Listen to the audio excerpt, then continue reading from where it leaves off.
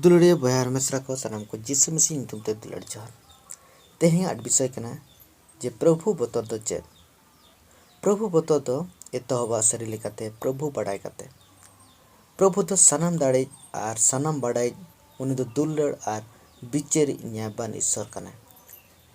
बे पितियो अविश्वासी को लगिन पाप इदी काते जयजुग बिचेरते न्यूर कोय आर जयजुग सजेते इदी कोय मेनखान विशेष को लगित प्रभु तो दुलड़ को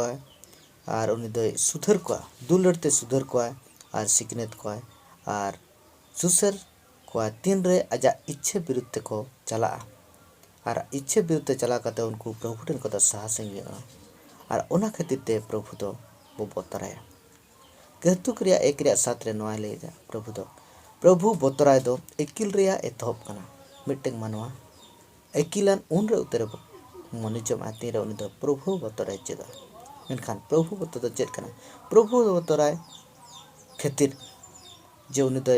बतरान ईश्वर कना मेनते प्रभु बतराय दो लेक्ति दो बांग कना मेनखान नोआ बाडाय काते बो बतराय मा जे प्रभु दो सनाम दाड़े कना आर उनी दो कई चेतान रे कुड़े एम दाड़ेया आर उनी कई प्रति आर उना रे उनी दो प्रत्युत्तर एम दाड़ेया और प्रभु बतराय दो प्रभु प्रति मिते भक्ति और सम्मान करना चिदा से उनिया दुलड़ सांभर गया चिदा से उनिया चरित्र इदी काते तो उना खातिर ते प्रभु बतराय लेक्ति कना प्रभु बतराय नोआ धरती रे मानवा उन उतरे चेद दाड़ेया तीन रे उनी प्रभु सरी लेकाते बड़ाया प्रभु चरित्र बड़ाया और पूरे तीन रे उनी ईश्वर कथाय लहाया ईश्वर अकोय कना मेनते प्रभु अकोय कना मेनते आर प्रभु सना चेद कना आर उनिया जीवन रे प्रभु चेद चिके सनाय कना आर तीन रे ओनाय बड़ाया उन रे उनिया जीवन रे सरी बतर जहा दो ओना बोलना आर ओना दो प्रभु ईश्वर भक्ति जीवने बितो लगिते गड़ाया माथियो अलकार भागे संवाद 10:28 रे नोआ ओल कना आर अकोय हड़म को गोजा मेनखान जी दो बाको गज दाड़ेया उनको दो आलोपे बतरा को बिचकम अकोय जी आर हड़मो बानार गे नरक रेको नष्ट लगित दाड़े मेना ताकवा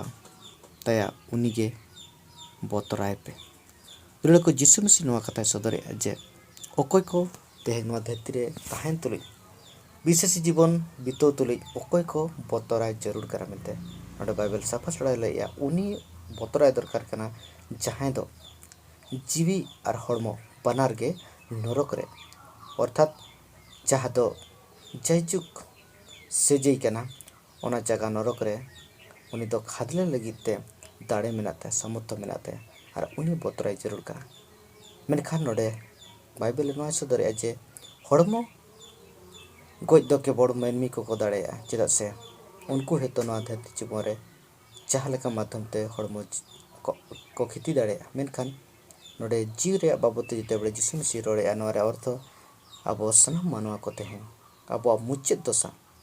प्रभु तीरे मेना चेदा से नोआ हड़मो लगित दो हेतो आबो कोना धरती रे बो उयहर मेनखान जी रे बाबते के बड़ो तेहें जहां ईश्वर बाबा जहां सिसिजय आबो को जी एम का बय उनी तीरे गे मेना आर ओनते साफा सड़ा नोआ कथा ले जे प्रभु बतर दो उनी लिखती कना आर उनी बतर तो जहाना विषय दो बांग कना आर सरिया बड़ाय काते मेनखान नोडे मिटंग सरिया बो बड़ाय दाड़े कना जे चिदा से उनी बतर लेक्ति कना आर उनिया ती रे आबो सनाम को मेना आबो जीवन रे सनामा ते आर उनी प्रभु जिसु ती रे मेना ओनाते उनी गे बतराय जरूर कना।